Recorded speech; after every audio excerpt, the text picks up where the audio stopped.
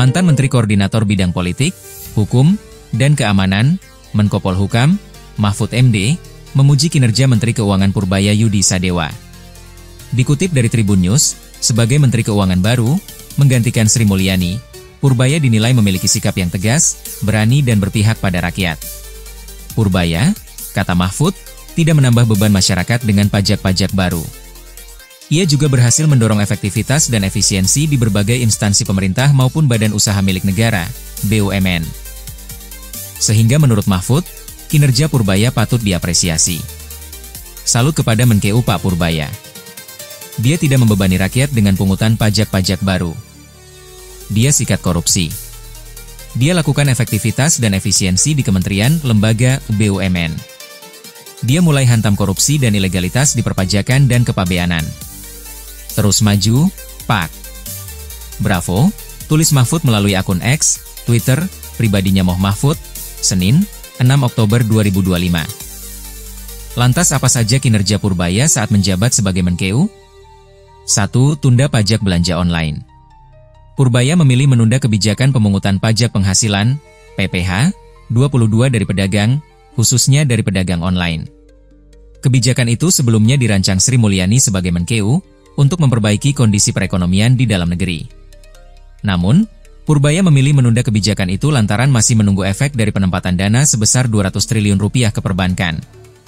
Dana ini berasal dari uang pemerintah yang disimpan di Bank Indonesia, dan akan dikucurkan ke himpunan bank milik negara. 2. Kucurkan 200 triliun rupiah ke Bank Himbara. Pemerintah melalui Purbaya telah mengucurkan dana kas negara senilai 200 triliun rupiah untuk 5 bank himpunan bank milik negara, Himbara, pada Jumat, 12 September 2025, lalu. Tujuannya, untuk aktif menyalurkan kredit kepada rakyat agar tidak hanya mengendap tanpa memberikan nilai tambah bagi perekonomian. Sehingga perbankan lebih giat mencari proyek dan sektor potensial untuk menyalurkan pembiayaan. Menkeu Purbaya optimis dengan langkah tersebut akan mendorong pertumbuhan ekonomi lebih cepat. 3. Pertumbuhan properti naik. Selanjutnya, kata Purbaya, daya beli masyarakat akan meningkat dan berdampak pada berbagai sektor, terutama properti dan semen. Menurutnya, perbankan juga akan mulai mengarahkan pembiayaan ke sektor properti seiring kebutuhan kredit yang terus tumbuh. 4. Wanti-wanti pemerasan ke wajib pajak. Purbaya juga meminta seluruh petugas pajak untuk tidak melakukan pemerasan, utamanya terhadap wajib pajak yang sudah patuh. Pihaknya juga bakal membuka pengaduan khusus jika ditemukan adanya keluhan pemerasan pajak terhadap wajib pajak. 5. Tak naikkan cukai rokok. Purbaya juga resmi menyatakan tidak menaikkan tarif cukai rokok pada 2026. Kebijakan ini disambut positif oleh pelaku industri tembakau. Langkah ini dinilai memberi angin segar bagi sektor yang tengah menghadapi tekanan berat. Di sisi lain, Purbaya juga memastikan, Direktorat Jenderal Bea Cukai akan terus memberantas rokok ilegal, baik dari dalam maupun luar negeri. 6. Bakal tarik dana MBG yang tak terserap. Purbaya juga bersikukuh akan menarik dana MBG yang tidak terserap, meskipun dirinya telah diingatkan oleh Ketua Dewan Ekonomi Nasional, DEN, Luhut Binsar Panjaitan agar tidak melakukannya. Ia memilih tetap tegas soal kebijakan anggaran, termasuk soal penarikan kembali anggaran. Kebijakan ini disebut sebagai bagian dari disiplin fiskal dan efisiensi belanja negara. 7. Desak pembangunan kilang minyak. Dalam sektor pertambangan minyak, Purbaya mendesak PT Pertamina, Persero, segera merealisasikan pembangunan kilang minyak yang telah lama direncanakan.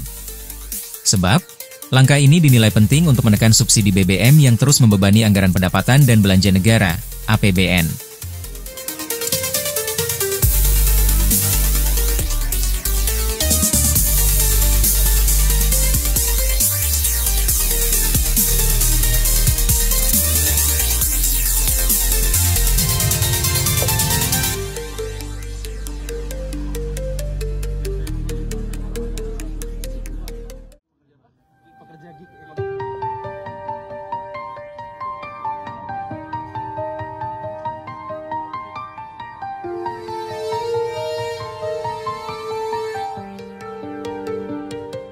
Mantan Menko Polhukam Mahfud MD mengungkap modus korupsi emas 3,5 ton dan pencucian uang 189 triliun rupiah.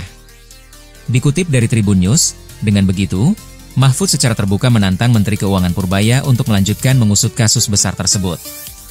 Adapun pernyataan ini disampaikan Mahfud melalui kanal YouTube pribadinya yang tayang Selasa, 7 Oktober 2025. Mantan Ketua Mahkamah Konstitusi itu menyampaikan bahwa Satgas Tindak Pidana Pencucian Uang, TPPU, sebenarnya telah mengantongi data penting terkait kasus tersebut. Ia menilai adanya ketidaksesuaian antara laporan transaksi yang dikeluarkan oleh Bea Cukai dan pihak pajak. Menurut Mahfud MD, terdapat dugaan permainan dalam proses penyelidikan yang dilakukan oleh aparat terkait.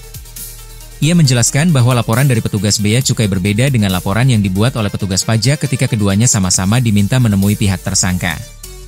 Namun, penyelidikan tersebut tidak berlanjut setelah Mahfud MD memutuskan mundur dari kabinet pemerintahan Presiden Jokowi untuk maju sebagai calon dalam Pilpres 2024. Sementara itu, kewenangan penyidikan kasus ini masih berada di tangan penyidik Pegawai Negeri Sipil, PPNS, dari Ditjen Bea Cukai dan Ditjen Pajak, yang secara hukum berhak melakukan penyidikan secara mandiri. Dalam pernyataan terbukanya, Mahfud MD juga menantang Menteri Keuangan Purbaya agar menuntaskan penyelidikan kasus tersebut. Ia mengingatkan bahwa langkah Purbaya tidak akan mudah, sebab ia akan berhadapan dengan tekanan dari sejumlah pihak berpengaruh yang sebelumnya juga pernah mencoba mengintervensi dirinya saat menangani kasus itu.